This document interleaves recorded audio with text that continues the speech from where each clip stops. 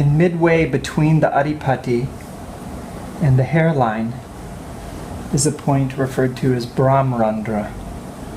So I'm going to massage that point as well. Midpoint between the hairline and the very top of the head.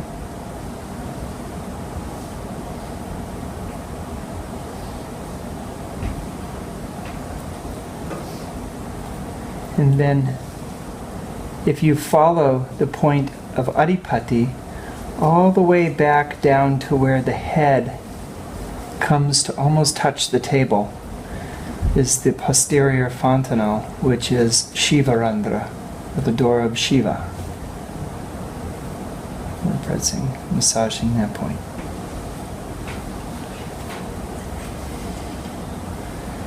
These points all have a very similar action to Adipati.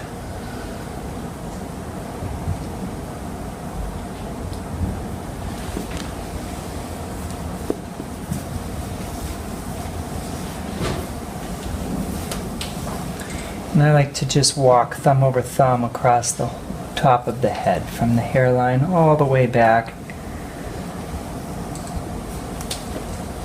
We'll massage the Stapani Marma. You can go thumb over thumb.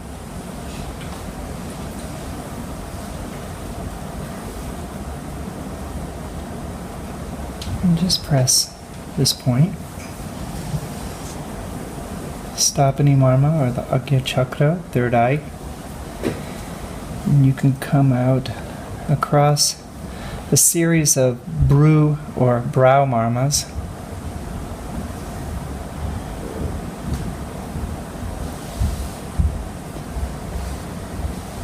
And here we can just fan out with our thumbs along the brow line to Shanka Marma. And remember the connection of Shanka with Pachak Pitta, with hyperacidity.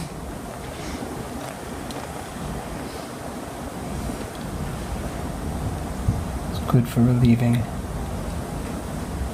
tension, stress, and to relieve headaches.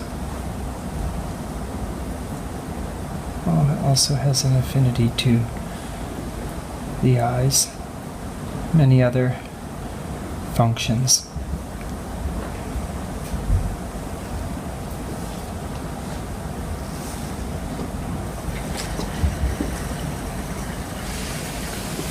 Apanga Marma, very carefully touching the outer orbit of the eye, just along that ridge of the orbit of the eye, feeling the bone, but just not touching the eyeball, right at the edge, the lateral portion of the eye. Very specific for a low chak pitta. So many different indications for each one of the marmas, like I mentioned before, but this one's very specific for the eyes.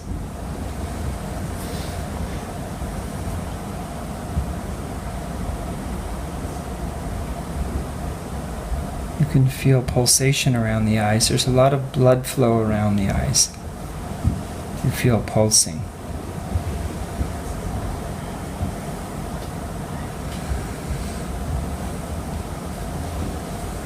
I like to massage Shanka Marma a little bit after working Apanga. And these points can be pressed from 60 to 90 seconds or longer. The longer something is pressed, the more gentle we can press it. If we want to use Apanga Marma with the index finger, we can just gently put our middle finger on Shanka Marma. We can at the same time touch our thumb to Stapani Marma. So we can work several marmas at once.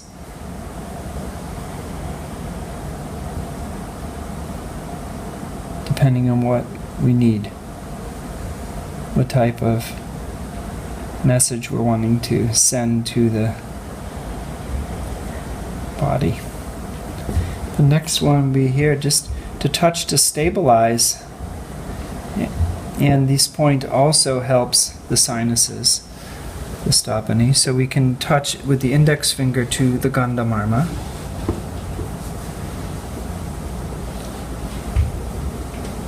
And if we have a stabilization of the on the Stapani Marma, we can gently massage the Apanga, the Fana or the Gandha Marma easily. And we can draw a line out to the Shringataka Marma. It's the midpoint of the cheekbone right here. You feel a point in the bone. You can drive a little deeper into this point.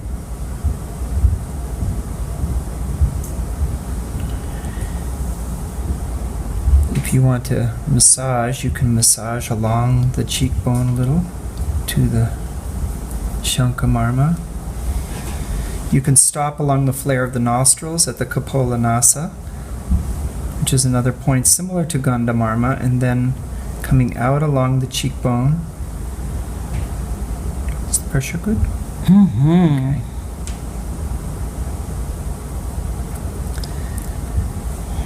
If you take your thumbs and slide up the nose, we'll talk about this Marma later. I'm just going to work this a little. This is a little bit harder to describe the position of.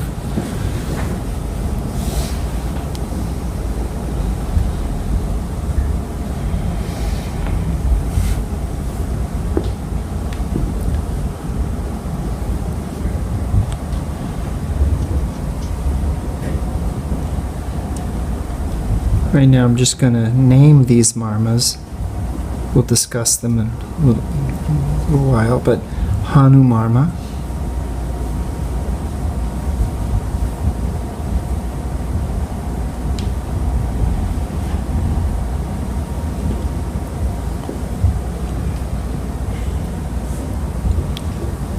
Ushta.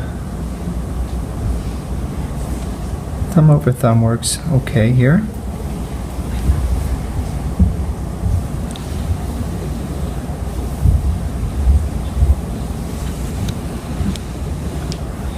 If we come to the mastoid, we come to the mastoid bone,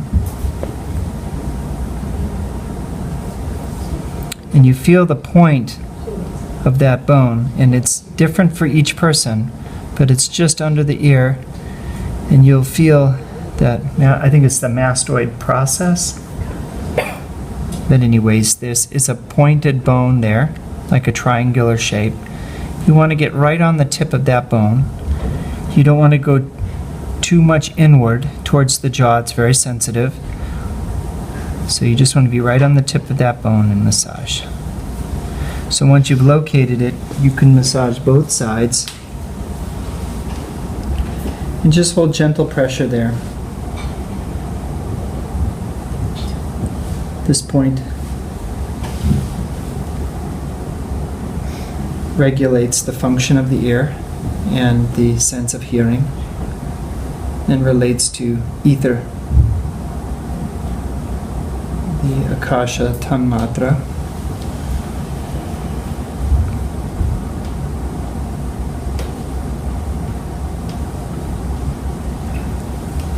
And we can just pull on the earlobes a little, massage the ears. Whenever I work the Karnamula, that root of the ear point, massaging along the ear a little bit. I like to pull gently on the ear. Let the warmth come into the ear. The ears accumulate vata. High vata can be seen with signs and symptoms of ringing in the ears or even dizziness, and pulling on the earlobes gently helps to calm that dizziness and bring the warmth into the ears.